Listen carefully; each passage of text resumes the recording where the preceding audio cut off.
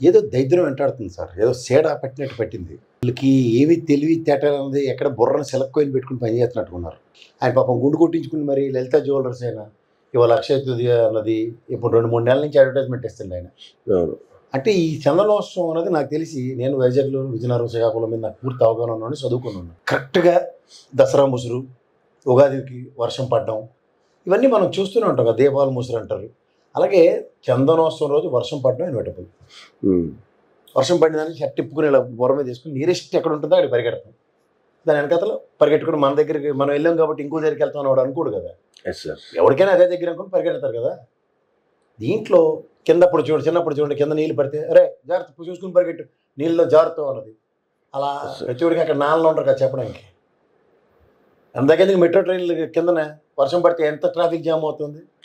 మనం ఆల్టర్నేటివ్ చూసుకుని వెళ్ళాలి, కానీ మెట్రో పిల్లర్ల దగ్గర సర్వసాధారణ ట్రాఫిక్ జామ్ అనే విషయం ప్రాథమిక అవగాహన లేకపోతే ఏం చెప్పాలి దానికి.